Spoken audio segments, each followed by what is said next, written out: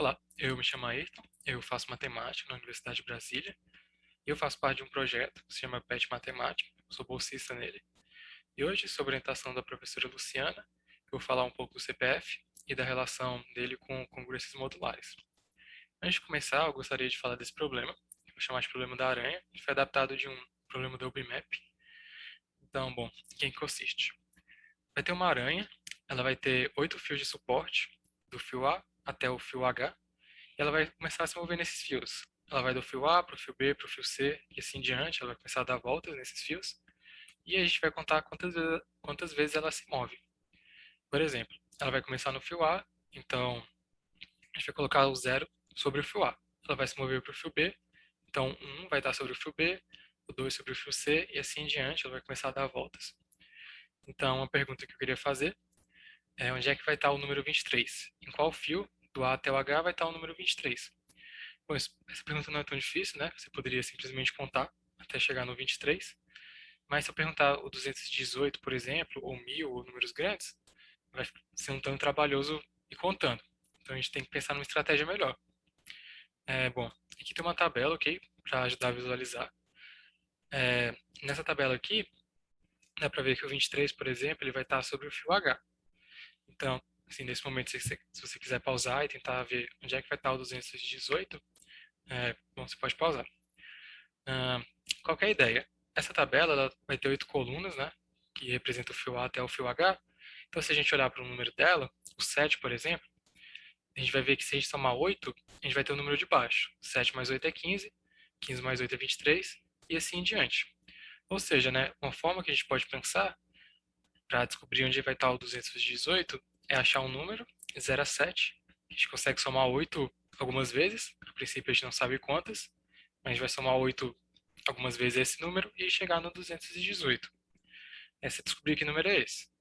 Bom, vamos ver agora o que a gente acontece se a gente dividir 218 por 8. Bom, se a gente dividir 218 por 8, a gente vai ver que o quociente vai ser 27 e que o resto vai ser 2. Agora, quando a gente coloca essa conta armada dessa forma, o que a gente sabe é que se a gente multiplicar 27 por 8 e somar 2, a gente vai ter 218.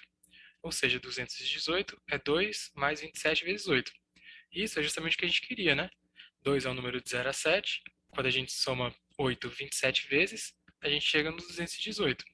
Ou seja, né, o 218 vai estar na coluna 2, que é a coluna C. Isso se pode fazer para qualquer número.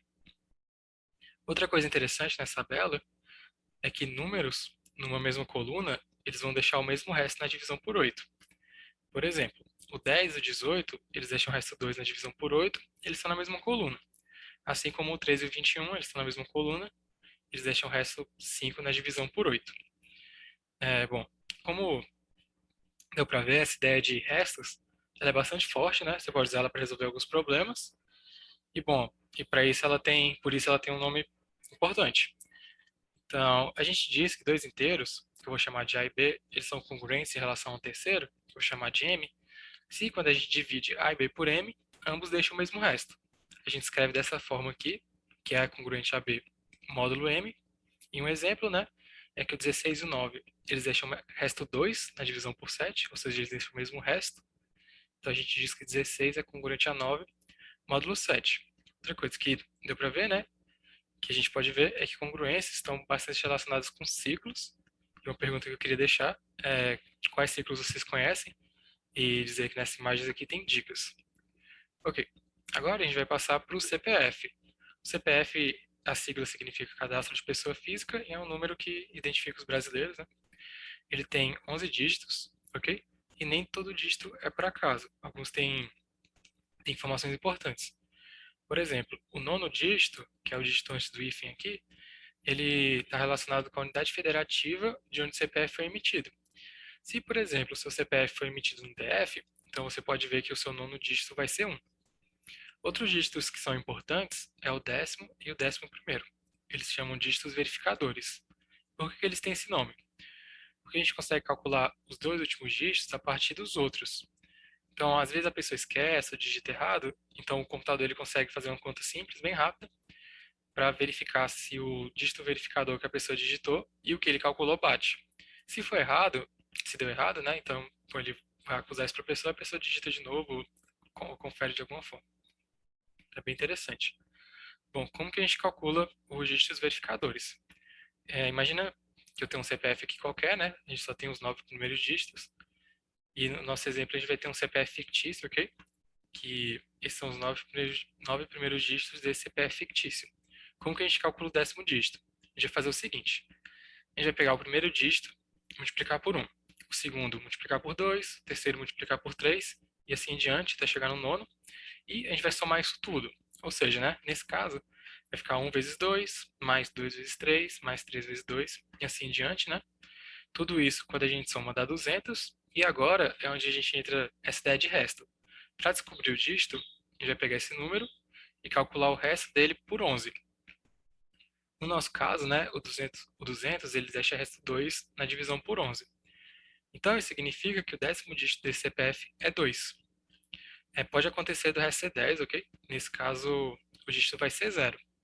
Bom, agora que a gente sabe o 10º dígito, calcular o 11º também não é muito difícil, né? A ideia é basicamente a mesma, só que a gente vai pular o primeiro dígito. A gente vai começar do segundo. Então, a gente vai pegar o segundo dígito, multiplicar por 1, o terceiro por 2, o quarto por 3 e assim em diante, até multiplicar o 10º dígito por 9. De novo, a gente soma tudo e calcula o resto na divisão por 11. Por exemplo, no nosso caso, essa soma toda vai estar 181, que deixa o resto 5 na divisão por 11. Isso significa que o último dígito tem que ser 5, ok? E de novo, caso o resto seja 10, o dígito verificador vai ser 0. E aqui está o CPF completo, ok? Com os dígitos verificadores e CPF fictício. E agora, se você quiser pausar o vídeo e fazer com o seu CPF, eu garanto que, se você não fez nenhum erro de conta, os dígitos verificadores vão bater. Bom, é isso que eu tinha para falar hoje. Espero que vocês tenham gostado. Aqui estão as referências. E bom, é isso.